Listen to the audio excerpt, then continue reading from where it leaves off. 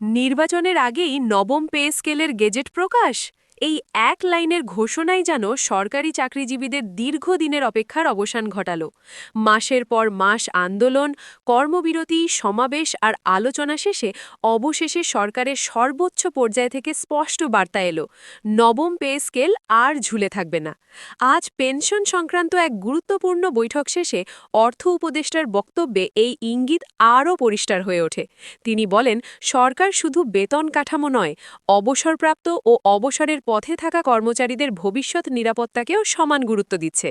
তার ভাষায়, নির্বাচনের আগেই নবম পে স্কেলের গেজেট প্রকাশ হবে, এ নিয়ে আর কোনো অনিশ্চয়তা নেই। সরকারি চাকরিজীবীদের সকল খবরের আপডেট সবার আগে পেতে চ্যানেলটি সাবস্ক্রাইব করুন। এই বক্তব্য এমন এক সময় এলো যখন সরকারি কর্মচারীদের মধ্যে পেনশন ব্যবস্থা নিয়ে গভীর উদ্বেগ কাজ করছিল। নতুন পে স্কেল কার্যকর হলে পেনশনের হিসাব কিভাবে হবে, বিদ্যমান অবসরপ্রাপ্তরা কিভাবে উপকৃত হবেন, নাকি তারা বঞ্চিত হবেন, এসব প্রশ্ন ঘুরপাক খাচ্ছিল সর্বত্র।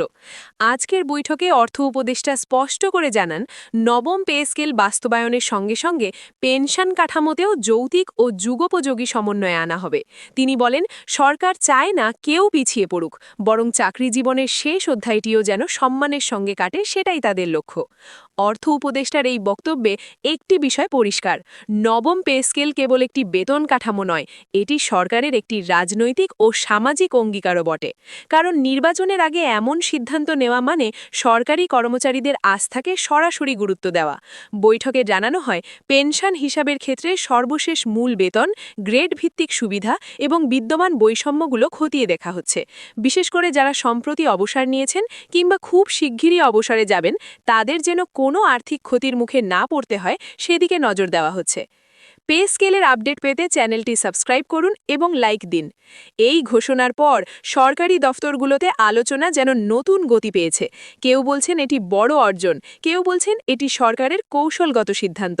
তবে বাস্তবতা হল, নবম পে স্কেলের গেজেট প্রকাশের ঘোষণা এবং পেনশন নিয়ে ইতিবাচক অবস্থান দুই মিলিয়ে কর্মচারীদের মধ্যে এক ধরনের স্বস্তি ফিরে এসেছে। দীর্ঘদিন ধরে যে অনিশ্চয়তা ছিল, হবে তো, আজ তা অনেকটাই কেটে গেছে। অর্থ উপদেষ্টার বক্তব্যে বারবার উঠে এসেছে টাইমলাইন শব্দটি, যা ইঙ্গিত দেয় যে বিষয়টি এখন আর শুধু প্রতিশ্রুতির পর্যায়ে নেই, বরং বাস্তবায়নের পথে। বৈঠকে আরও জানানো হয়, পেনশন সংস্কারের ক্ষেত্রে আন্তর্জাতিক অভিজ্ঞতাও পর্যালোচনা করা হচ্ছে। অর্থ উপদেষ্টা বলেন, বর্তমান আর্থিক বাস্তবতা মাথায় রেখেই সরকার একটি ভারসাম্যপূর্ণ সিদ্ধান্ত নিতে চায়, যেখানে একদিকে কর্মচারীদের ন্যায্য অধিকার নিশ্চিত হবে, অন্যদিকে রাষ্ট্রের আর্থিক সক্ষমতাও বজায় থাকবে। তার ভাষায়, পেনশন কোনো দয়া নয়, এটি একজন কর্মচারীর অর্জিত অধিকার। এই বক্তব্যটি উপস্থিত কর্মকর্তাদের পাশাপাশি সাধারণ কর্মচারীদের মনেও গভীর প্রভাব ফেলেছে। নির্বাচনের আগে নবম পে স্কেলের গেজেট প্রকাশের ঘোষণা রাজনৈতিক দিক থেকেও গুরুত্বপূর্ণ, কারণ সরকারি কর্মচারীরাই প্রশাসনের মেরুদণ্ড। তাদের সন্তুষ্টি, তাদের আস্থা, সব কিছুই রাষ্ট্র পরিচালনার সঙ্গে সরাসরি যুক্ত। আজকের বৈঠকের বার্তা তাই শুধু পেনশন নিয়ে সীমাবদ্ধ নয়, এটি একটি বড় বার্তা। সরকার কর্মচারীদের সঙ্গে সংঘাতে যেতে চায় না, বরং সমাধানের পথেই হাঁটতে চায়।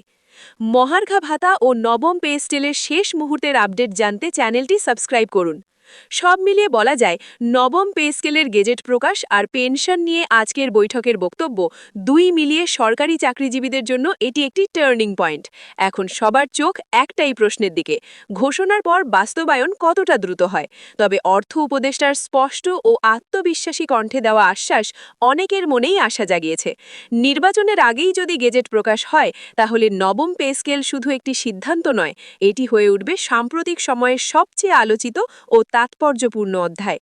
তবে এখানেই গল্প শেষ নয়।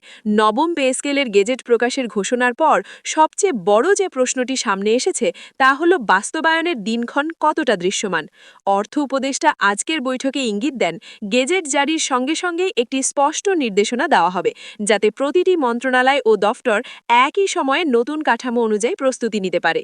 তিনি বলেন, অতীতের মতো আর ধোঁয়াশা রাখা হবে না। কবে থেকে কার্যকর, কারা কোন সুবিধা পাবেন, পেনশন হিসাবে হিসাব কিভাবে হবে সব কিছু লিখিত আকারেই জানানো হবে। এতে করে মাঠ পর্যায়ে বিভ্রান্তি বা ভিন্ন ব্যাখ্যার সুযোগ থাকবে না। অন্যদিকে কর্মচারী নেতাদের পক্ষ থেকেও আজকের বৈঠকের পর এক ধরনের সতর্ক আশাবাদ লক্ষ্য করা গেছে। তারা বলছেন, গেজেট প্রকাশের ঘোষণা নিঃসন্দেহে ইতিবাচক, তবে নজর থাকবে বাস্তবায়নের গতি ও স্বচ্ছতার ওপর। বিশেষ করে পেনশনভোগী ও শিগগির অবসরপ্রাপ্তদের ক্ষেত্রে যেন কোনো বৈষম্য না হয়, এটাই তাদের প্রধান দাবি।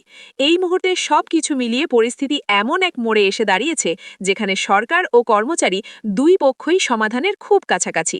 এখন শুধু সময়ই বলে দেবে নবম পে স্কেলের এই ঘোষণা বাস্তবে কতটা দ্রুত সুখবর হয়ে ধরা দেয় সরকারি চাকরিজীবীদের হাতে।